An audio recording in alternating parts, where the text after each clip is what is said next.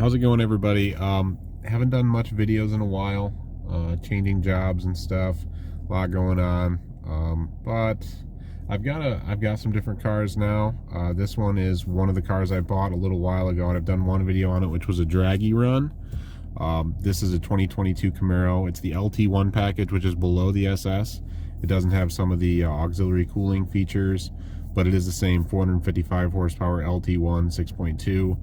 This one is the Tremec 6060, 6-speed manual, 373 rear gears. I'll do a video about the car. This is just a little drive. It does have the dual mode exhaust, which you might notice. Let's see, I'll put it in tour mode here, and it's pretty quiet. And then I can put it into sport mode. You get those crackles. It's kind of fun. Anyhow, I'm just gonna take a quick drive in this car. These are basically a base model V8 car. You really can't get anything much more based out. It's definitely the cheapest 455 horsepower you can buy today in any new car. This car is stickered for $38,200, although it does have a few options. It's rapid blue, that was $395. It has red seat belts, kind of a silly option, that was $200. Red brake calipers, that was $395. Carbon flash wheels were an $800 option. So it's just a few little options like that, but really you can get these around 36 grand with no options. So they're kind of a bargain. Oil temperature is up. I let the car warm up a little bit. I'm kind of anal about that kind of stuff. These do have kind of a base model cluster here from the V6 car. It's a 160 speedo. All the information you need, though. You've got digital oil pressure, oil temperature, voltage. You got G-force, transmission fluid temperature, and of course the generic speedometer. So I mean, yeah, the instrumentation's all there. It's not quite as cool as the SS cluster, although there's a company that does an SS cluster for about less than 700 bucks. You can swap into this car. Tempted to do it, just because the cool, the cool look of it. But we'll see. I don't know. I kind of like that this car is a base model. I guess it's just kind of a sleeper. These are the lightest one of the Camaro V8s. This is 3,619 pounds with a manual, which sounds heavy, but today it's not. It's a good 600 pounds lighter than a Scat Pack, which would probably be horsepower-wise, shopping-wise, maybe something you might comp shop against. Scat Packs make a little more power, 30 more horsepower. They're a lot more money. They're about $10,000 more than this car would be comparably equipped. No shortage of power, that's for sure. It's 455 horse, 455 foot-pounds of torque. Torque peaks around, I think it's 4,400 horsepower, is right around 6, with a fuel cutoff, I think around 6,600 RPM. It does have variable cam timing, so you kind of get the best of both worlds. These make about 300 foot-pounds of torque at 1,000 RPM, so there's no shortage of torque. And it does have rev matching. If you're lazy and you don't want to heel toe, perfect heel toe every time. If you get on it and let off the gas, you get a little crackle, which is just fun if you're just looking to dick around. Relatively speaking, for not a lot of money, this is a great car to do it in. Of course, you get Android Auto, all the basic stuff, but yeah, it's pretty Spartan equipment. It's just cloth interior. It's a cheap budget package, but it gets the job done. A base Mustang GT, I think, is around 38 and change. And to be honest with you, I don't know if that's with Destination or not. I believe it is. So yeah, for the MSRP of this car with a few options, you get a base GT Mustang, which comes on the stock 18-inch wheels, which GT, I love Mustangs. I'm actually more of a Ford guy, but the base Mustang doesn't have much of a look to it. 18-inch wheels, just kind of Spartan looking. Whereas this has at least a little bit of, I feel, a little bit of style. I'll kind of go here and maybe I'll get on it just a little bit. Just kind of rolling into first gear.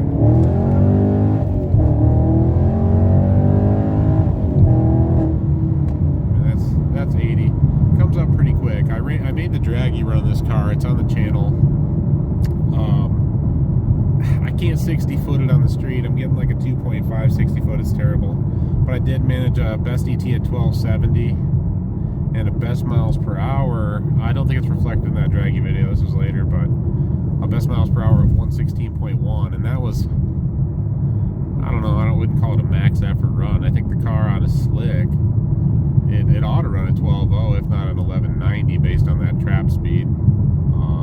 Which, like I said, I mean, geez, coming from the cars I grew up around, Fox bodies and IROCs, it's a missile. It's an absolute missile. Let's see if we can get the, there we go. Hopefully the quality here is not too terrible. There's a curvy road up here we can kind of run through.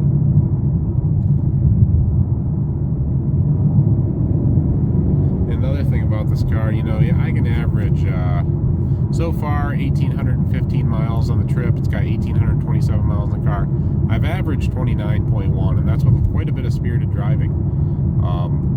Over the course of 50 miles, it'll collect fuel economy data. So fuel economy last 50 miles, I've only averaged 17.2. But my best over a 50-mile period was 30.6 miles per gallon. That was pretty much all highway with no stopping. But even so, that's economy car territory. I mean, for trips and stuff like that, there's nobody can say that this isn't an economical option. Just, you know, kind of, I mean, if I was in a climate where weather wasn't an issue, I'm not. I'm up in Michigan, but if I was down south, somewhere where we didn't get snow, I would daily this. This would be just my car. It's nice to have something to haul with, maybe keep an old truck around. Obviously, right now in Michigan, I've got the Maverick. For daily duty and for hauling and stuff like that, winter duty, but I could comfortably daily this car all year round. Ride quality is great. Another benefit of this package is it's 245 section width tires, 245 40/20s all the way around. I say a benefit because if you're driving this thing daily as a GT car, which that's really what it is, having a square tire setup like that gives you the option. You can rotate your tires. You can treat it like a normal car that you're going to put a lot of miles on. I definitely see the appeal of the 1LEs and the regular SSs for sure, man. And I would love to have a 1LE. But the reality is, for what I'm doing on the street, driving this thing daily, touring this car, it doesn't make sense. You've got the ELSD, little more maintenance intensive, much more expensive tires. They're summer only, so to store it, I've got to put this thing on jack stands. It doesn't make as much sense to me as the LT1. Like I said, I'm going to put a couple creature comforts in this thing. One of them being probably an SS gauge cluster, and maybe some cat skin leather. We'll see. We'll see. I don't know. To make it a little more luxury oriented. It's got a nice sound, nice direct feel. This is a lovely curvy road by my home here. Wish we had more roads like this.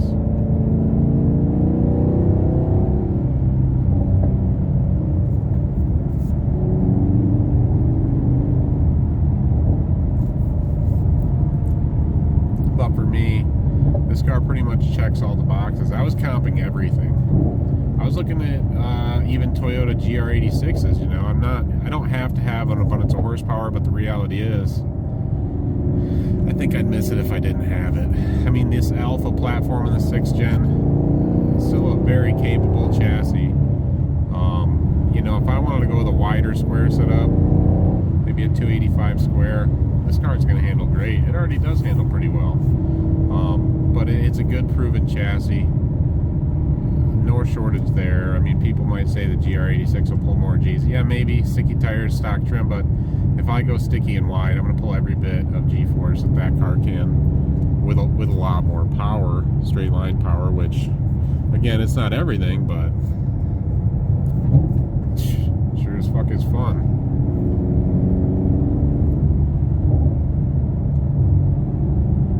Plus the sound, you know what I mean? And this has there's no fake plum sound in the cabin. My understanding is the SS cars do have it. These LT1s do not. There is no fake sound, no extra BS. It's all V8 sound. I've got the exhaust and sport mode for this little journey here. But touring mode's kind of nice. It's just quiet. We can try it out up here and I'll show you a little bit of the difference. But anybody who's shopping, again, and I was comping everything. I comped Mustangs, of course, being more of a Ford guy generally. Another car I'm really interested in is the new Z. But what turned me off about that Z car is the fact that the $40,000 base Z comes with that great 400 horsepower Q60 Red Sport engine, but it doesn't come with a limited slip diff, and that seems to defeat the purpose for me for an enthusiast car. You're trying to put on 400 horsepower with an open differential. What are you even going to do with that? It's pretty much useless. And to step up to the next level, the performance package, you've got to spend 50 grand, and that's a lot more than I spent on this. That's more than one LE money. That's pretty much 2 SS 1 LE money. That's performance pack Mustang money. I don't know, it's just tough. It's tough. I think the Z is a good looking car, mostly from the back. The front is okay. I could take it or leave the front, really, but the interior and the back of the car, it's gorgeous. I'm sure it's a lot of fun.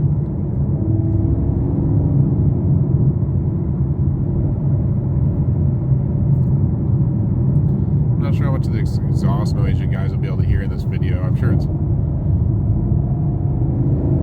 probably seems pretty quiet. You know what the reality is? It's not too loud in the car. The NPP exhaust in sport mode's got a nice sound. Outside of the car you can certainly hear it. But if I'm going to go into touring mode, quiet's right down. I'm on throttle right now. I mean, it's quiet. In touring mode, it'll open up the valves when you do get on the exhaust.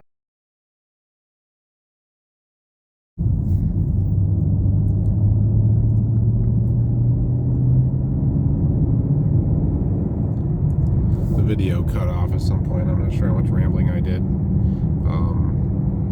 But yeah, we're in touring mode right now, and you can hear on throttle.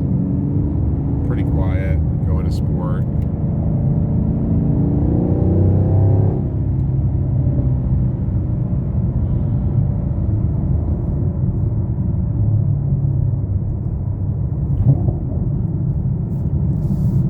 And you know, the A10, the automatic that they put in these, it's a fantastic transmission. I considered it, it's the faster car.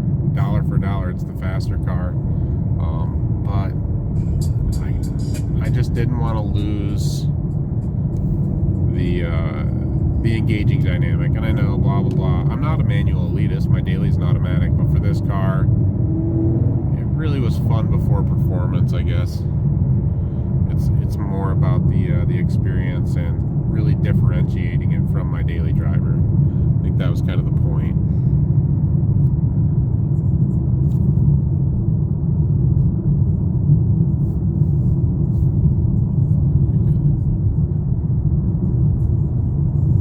I know you guys probably can't see over this massive bulge.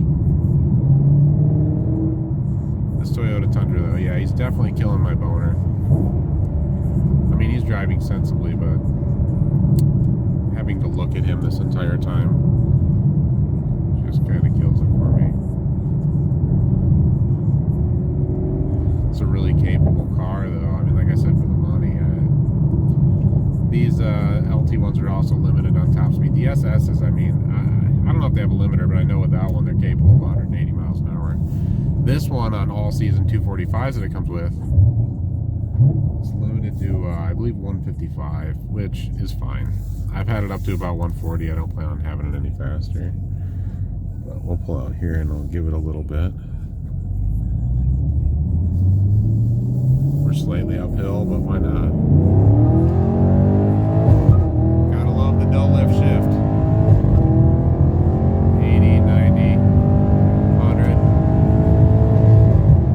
110, 111, I don't know.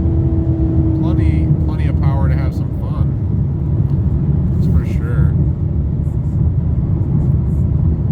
In a really composed car, it doesn't, you're not sacrificing ride quality. It really reminds me of like the LX 5.0 or something from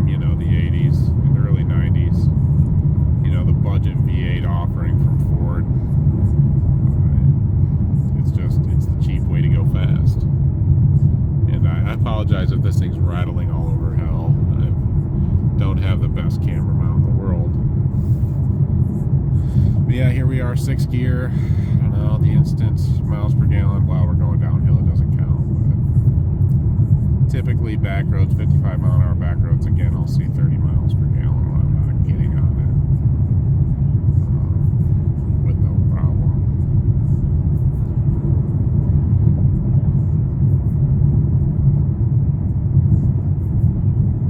Yeah, the same thing with these 245s. Can't really launch the car easily. The best 0 to 60 I've got on Draggy with the 1 foot rollout, I think is like 4.7. It's hard to get much quicker than that. I'm sure on a sticky tire I could get 3.9 with a clutch dump with no issue at all. Again, I apologize for all this vibration. This road's a little bit bumpy. And the factory stereo is not bad either. It's really decent. I wanted the Bose option, but I didn't. I ended up not ordering a car. I bought one that was in stock from the Chevy Exchange in Lake Bluff, Illinois. I had it shipped here to Michigan, which was fine. There wasn't much in stock at the time. Of course, now there's a bunch of stuff in stock, pretty much all at MSRP, but it's fine. I'm not too worried about it. I think I technically paid $1,000 over MSRP for this car, but they delivered it for free. But the MSRP for 2023 went up by about $1,800, so I still paid less than what this would have cost for a new 2023 with the same spec. So again, not really too mad about it. First time in my life I've ever paid over sticker. A lot of you guys watching, if you've gone this far, you're gonna say I'm a fool for that. Yeah, kind of. There just wasn't much around at the time, and my justification was the MSRP change between 2022 and 2023. So, yeah, fantastic car. For anyone who's looking, I mean, if you can get your hands on one and drive one, awesome. You'll love it. I bought this one sight unseen. I'd never even sat in a 6th gen Camaro, but I had done enough research and watched enough videos. You know, I shouldn't take other people's opinions for sure. I get it. But I was comfortable enough with the idea of what the car was. I knew for what I needed, it would fulfill that purpose. It was the same with my Maverick. I ordered that. I never sat in one. I never drove one. And I signed papers on mine before I even set foot in it. Because I knew what my needs were, and I knew it would fulfill them. And it did. And, you know, same with this car. Let's see if we can tighten this mount up a little bit.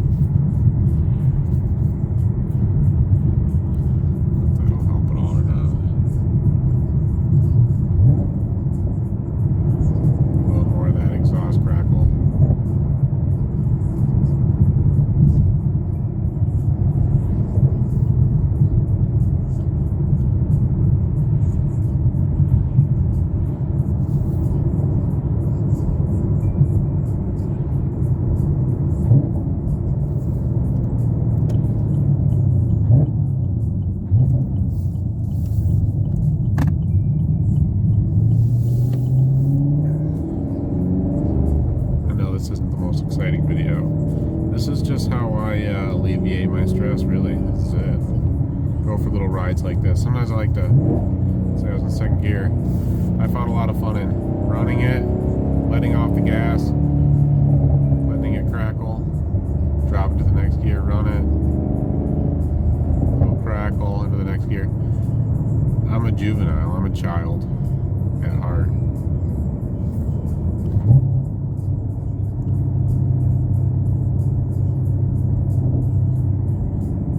Really, this video is more meant to give someone the idea of the performance of the car. I've tried to keep the speedo up the entire time. You can see the gauges when I do pulls, but really just got to reassure anybody who's looking. If you're considering this car dollar for dollar, I don't know what can compete with it. Again, the only must-haves, if I'm ordering one of these, for me personally, the must-have is the 6-speed. 10 speeds faster, I get it. If you want one, totally understand. But the NPP exhaust for $9.95 is a bargain. I think it offers an excellent sound, and it gives you the option to have the quiet exhaust. You get the quad tips for that money, far cheaper than an aftermarket exhaust, and it's enough to keep me fulfilled. I don't need anything more. It's fine. The the only things I really want to do, like I said, I'd love to put the SS gauge cluster in, maybe some cat skin leather. Down the road, if I keep the car long term, yeah, it might necessitate more tire, but I'd love to pro charge it. These make about 400 wheel horsepower from the factory. A pro charger will bring you up to, from what I've read, like an intercooled, you know, with the Cantoon, whatever pro charger, around 525 to 540, 550 wheel horsepower. This is already the fastest car I've ever owned. Before this, the fastest car I ever owned was my LT4 Corvette 96, which trapped like 109. I think a pro charger on this car would be a blast. It would definitely be a sleeper. Most people probably assume this is a V6 if I'm in touring mode with the exhaust.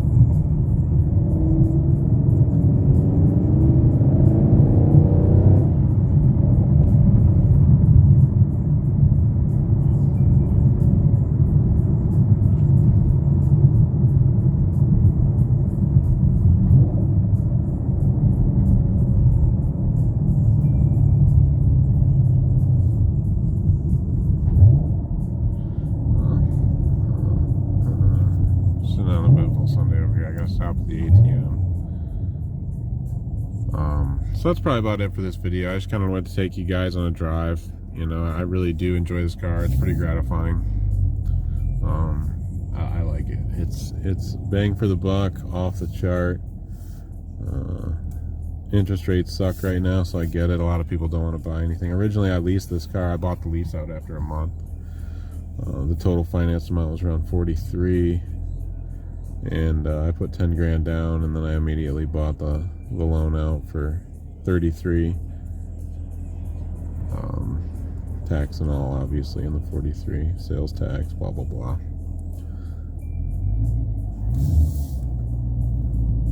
But quite a value, relatively speaking. Especially with where used car values are at right now. You won't even save you won't save any money buying used. Might as well get a brand new one and break it in properly and all that. But alright, thank you guys for watching. Like I said, not the most eventful video, just out having a little fun on a Sunday. And if anybody's looking for one of these cars, yeah, I highly recommend picking one up. Alright, have a blast. Thanks for watching.